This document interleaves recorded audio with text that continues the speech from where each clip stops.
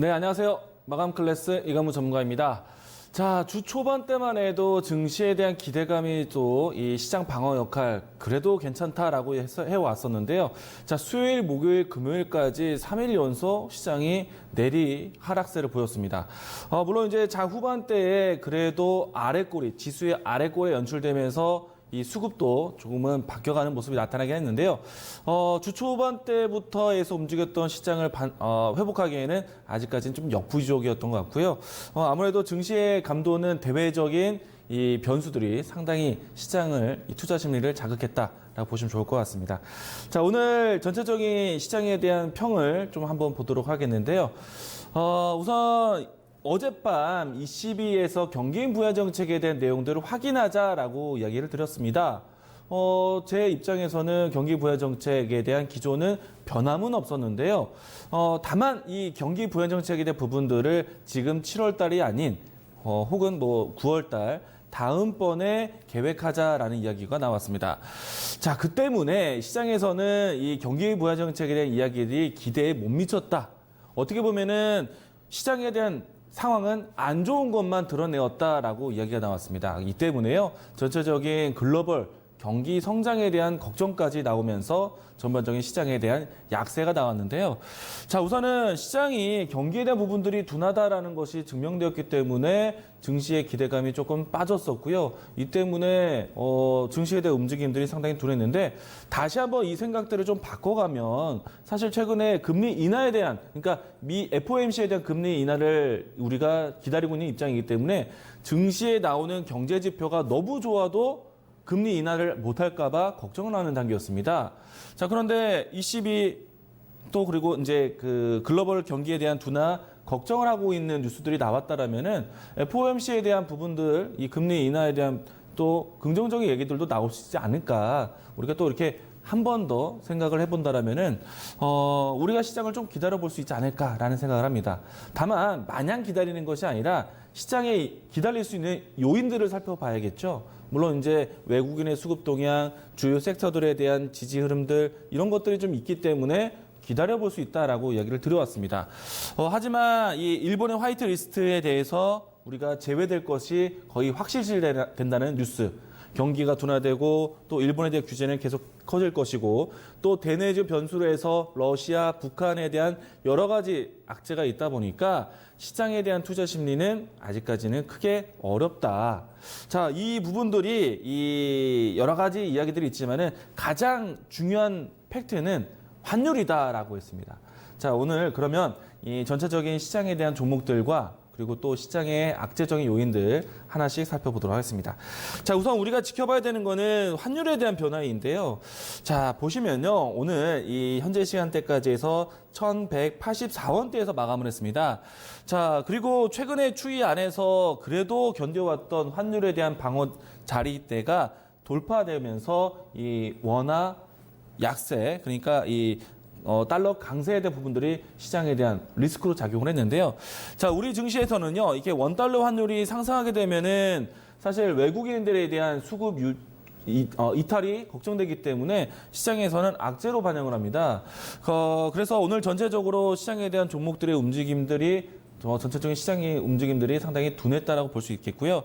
그리고 이와 같이 환율에 대한 변동을 만든 가장 큰 이유는 7월 달에 1월부터 발동이 되었던 일본의 규제, 일본과의 경제 마찰, 이 때문인데요. 아무래도 이 화이트 리스트에 대한 부분들이 확실시 된다는 뉴스가 나오다 보니까 오늘과 같이 환율에 대한 변동이 나타났습니다. 자, 이 때문에 전체적인 시장에 대한 분위기는 안 좋았어요. 그런데 실질적으로 우리가 걱정되는 수급에 대한 동향은요, 오히려 오늘 장 마지막까지 외국인의 순매수세가 들어왔습니다. 자, 일단 수급에 대한 방향성은 아직까지는 바뀌지 않았다라고 우리가 안심을 할 수 있는, 좀 시장에 대해서 시간을 좀 기다려볼 수 있는 요건이다라고 볼 수 있을 것 같고요. 다만 전체적인 대내외 약재가 있다 보니까 시장에 대한 분위기는 상당히 무겁습니다. 오늘 장에서만 보더라도요, 대부분의 업종 섹터들이 상당히 약세했습니다. 자, 코스피, 코스닥의 모든 업종군들이 하락을 했어요. 그래서 올라온 종목들을 선택하기가 상당히 어려웠을 수 있는 그런 시장인데요. 자, 전체적인 시장의 움직임들이 둔하다 보니까 종목을 선택하는 것도 어떻게 보면은 빈곤의 차가 상당히 크게 느껴집니다. 나쁜 종목들은 정말 더 깊은 골로 빠지고 있고요. 그리고 좋다라고 나오는 종목들은 계속해서 시장에서는 선별적으로 움직임이 나오고 있는데요. 사실 이런 장은요, 당연한 과정입니다. 우리가 지수가 그동안에 어려웠다가 브레이크를 잡고 반등하는 시장이 나오게 된다면요. 대표적인 종목들만 주목을 받고 대표적인 종목들로 해서 지수를 다시 살려와서 대표적인 종목들로 해서 지수로 올라갑니다. 그리고 나서 지수가 안정되고 난 다음에 중소형주라든지 다른 섹터로 시장의 분위기가 확산되는 것이기 때문에 지금은 이와 같은 시장 흐름들은 정상적인 흐름이다. 다만 시장 자체를 던지고 피해야 되는 시장이 아니라 조금은 견딜 수 있는 요지가 있다라는 것, 조금은 이 부분들을 좀 긍정적으로 해석하자 이야기를 드리도록 하겠고요. 자, 그러면 시장에서 어떤 종목들을 선택하는지를, 어떤 종목들을 편식하는지를 보셔야겠는데, 자, 결과적으로는 삼성전자가 마이너스 약보합권에 마감을 했지만 장중에 이 캔들을 보시게 되면은 양봉으로 마감을 했습니다. 장 초반에는 하락 출발했지만은 양봉으로 마감했어요. 그리고 결국에는 수급에 대한 부분들을 살펴본다라면은 오늘도 외국인이 들어왔어요. 이런 겁니다. 자, SK 하이닉스도 마찬가지입니다. SK 하이닉스 같은 경우에서도 지금 연일 외국인 순매수세가 들어왔고요. 그리고 장 마지막에 캔들을 확인해 보면은 하락 출발했지만은 양봉 캔들로 마감을 했다라는 것. 주요 종목들이 아직도 시세의 위치를 잡고 있다는 얘기예요. 자, 그리고 또 한 가지. 실적이 좋은 종목들은 계속 주목을 받고 있습니다. 실적이 어디가 좋았을 것이다? 제가 누차 이야기 드렸지만 자동차 섹터들. 올 상반기 때부터 해서 또 하반기 때까지 실적에 대한 전환들이 기대되기 때문에 어제 같은 경우에는 현대모비스가 강했었는데 오늘은 만도가 강했습니다. 자, 자동차 부품주들에 대한 선택이 필요하다라고 이 시간에도 이야기가 많이 들어왔었는데요. 자, 자동차 완성차, 자동차 부품주들 모두 다 이와 같이 시장 대비해서 견고한 흐름들, 또 반등세에 대해서는 크게 주목받는 모습들. 자, 여기에 지난 실적이 아니라 앞으로에 대한 실적 전환할 수 있는 모멘텀이 있느냐. 이와 같은 종목들이 주목을 많이 받았는데요. 자, 네이버 주가가 사실 연일 강세의 모습 보여주고 있습니다. 자, 물론 제가 이 종목은 쉬어갈 때 쉬는 자리에서 매수 관점 보자라고 했는데 그조차도 주지 않고 반등세 크게 보였어요. 자, 주가는요. 제가 어제 이 개장전 포인트에서도 이야기를 드려왔지만은 주가는 이제는 하향 추세에서 이제는 추세를 전환시킬 수 있는 모멘텀을 찾았다. 금융, 광고료 인상, 이와 같은 실적을 전환시킬 수 있는 모멘텀을 찾았기 때문에 추세에 대한 전환으로 접근하자라고 이야기를 들어왔어요. 자, 이와 같은 종목들이 급등세가 좀 빠르게 진행되었고요. 자, 일단은 종목에 대한 편식이 이렇게 진행되고 있다는 것을 좀 설명을 드리겠는데 안 좋은 파트도 있어요. 환율에 대한 리스크, 시장에 대한 분위기, 경기 둔화에 대한 시그널, 또 BDI 지수가 많이 최근에 상승폭을 반납하다 보니까 조선주, 해운주에서는 시장이 안 좋은 강세로 나타나고 있어요. 특히나 현대 미포조선을 비롯해서 조선주들이 연중 신저가를 깨고 있는 상태이기 때문에 자, 이와 같은 종목들에 대해서는 우리가 피해야 된다. 자, 그 말은 어떻게 이런 종목들 어떻게 피해야 되느냐? 시장이 저가에 위치해 있는 종목들은 상당히 소외되는 종목들이었어요. 물론 전환되는 네이버 같은 경우에는 일찌감치 천천히 경상륙하는 모습들이 연출됐고요. 이와 같이 바닥을 찾아가는 때가 아니라 오히려 주목받고 있는 섹터들을 찾아가자. 차라리 삼성전자, SK 하이닉스 이렇게 주목받는 종목들을 선택을 해야 시장에서 이와 같이 신저가를 깨는 리스크는 피할 수 있다는 거 얘기 드리도록 하겠습니다.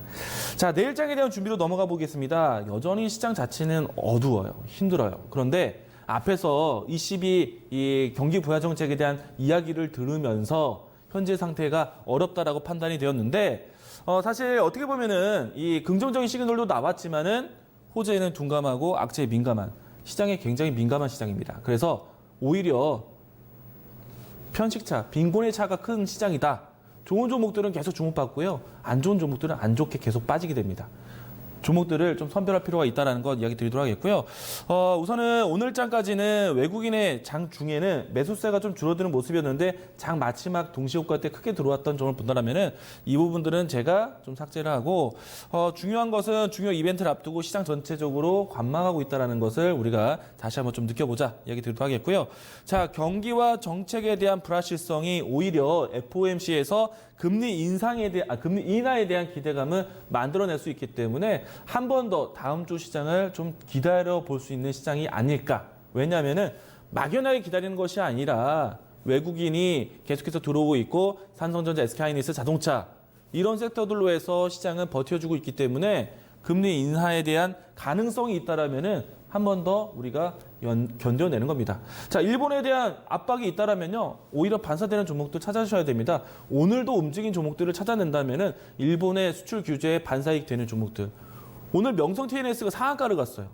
제가 2차전지 소재 쪽에서 명성 TNS 이야기를 드린 적이 있는데 이와 같은 종목들은 계속해서 종목을 발굴하는 시장에 흐름들이 연출되고 있습니다. 종목 찾기 시장이에요. 종목 찾는 시장의 싸움입니다. 자, 이렇게 시장을 지수가 아닌 종목으로 승부하자라고 이야기를 드리도록 하겠습니다. 자, 오늘 마감 클래스 이렇게 정리하도록 하겠습니다.